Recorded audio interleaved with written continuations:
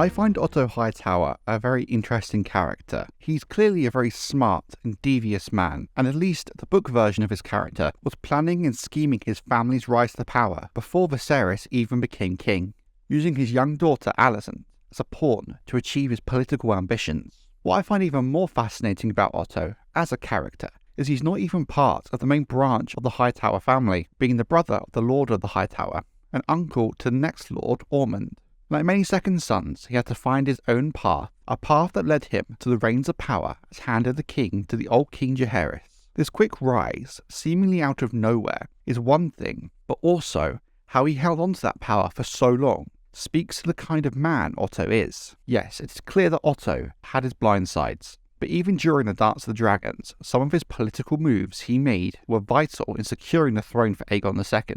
For example, negotiating with the Kingdom of the Three Daughters surely won Aegon the key battle of the Gullet in the early stages of the Dance of the Dragons, even if that fruit of his labour came too late to save his position. But when you take a step back and try to look at Otto and his role in the Dance of the Dragons objectively, while you can still recognise him as his master schemer, willing to use his own children in his quest for power, he makes one vital error that in a way creates one of the biggest influencing factors as to why the Dance of the Dragons even happened in the first place. It's a lesson of how scheming in the shadows, while it can benefit you in the short term, can have consequences you cannot predict in the long. In reality, it all comes down to his disdain and mislike for Daemon Targaryen, the rogue prince and brother of the king. When Otto first came to court in 101 AC as Hand of the King to King Jaehaerys, given the fact that the old king was, well, old and his health deteriorating quickly, Otto was effectively the most powerful man in the kingdom, with very few people able to tell him really what to do.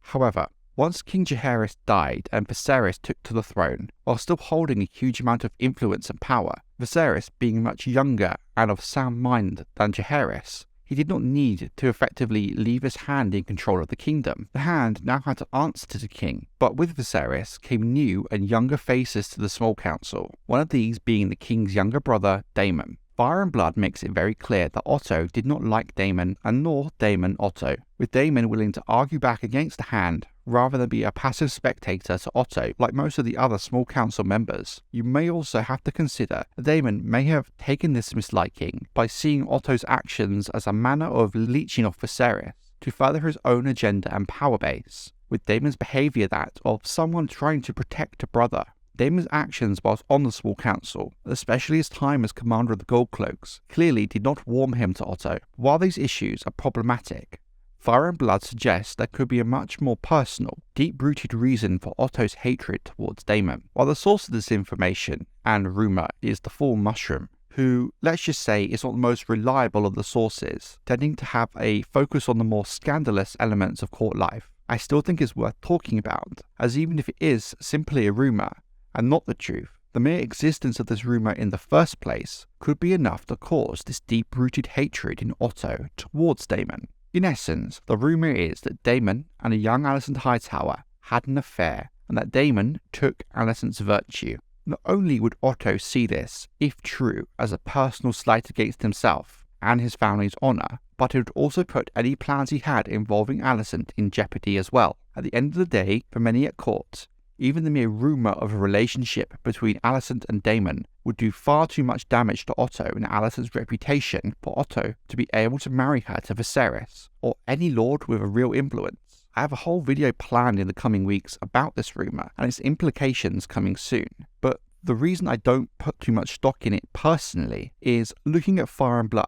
it does not seem like this is really a widely circulated rumour, limited to coming from a single source as a suggestion to the animosity between Otto and Daemon. If this rumour really had any legs to it, surely there would be more than just one person aware of it. A rumour as scandalous as this would have surely spread around the Red Keep like wildfire. Plus, another thing to factor in here is Otto did marry his daughter to the king, which is not something that would likely to have happened should a rumour such as this be common knowledge around the court. But here is the point. This rumour only adds to the long list of reasons why Otto misliked Daemon, and why, when the question of succession was first brought to light after the death of Aemma Arryn and her of Viserys' young son, Otto fought so hard to ensure Daemon would not be the king's heir, fearing he would not only remove Otto from power, given their mislike, but also that his actions while in a position of power, that Daemon would frankly make a bad king, and could become another Maegor if not controlled properly. Thus, when the issue of Viserys' heir first came up, Otto sided with the idea of Rhaenyra being made the heir, blocking Daemon's path to power.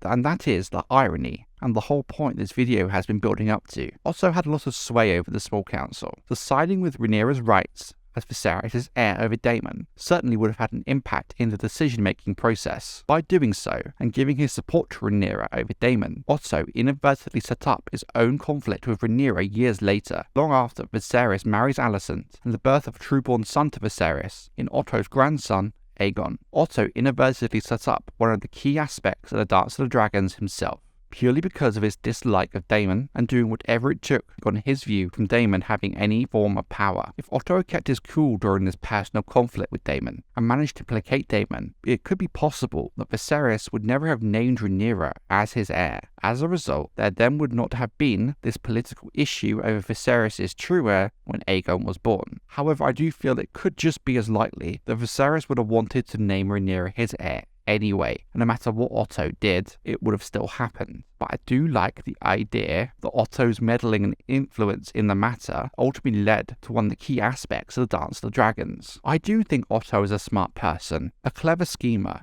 with a clear long-term goal from the start. But the lesson to take away from this is, despite all these things, he still lets his personal feelings, pride, and personal vendetta get in the way of the bigger picture of his goals, which in turn ended up causing more problems for Otto than if he had just kept his cool. At the end of the day, like a lot of elements of the Dance of the Dragons, what makes the situation, especially with Otto in this case, so interesting is the sheer irony of it all. For me though, it's these contrasts in character that make George R. R. Martin's characters and writing so interesting to read about. None of them are perfect.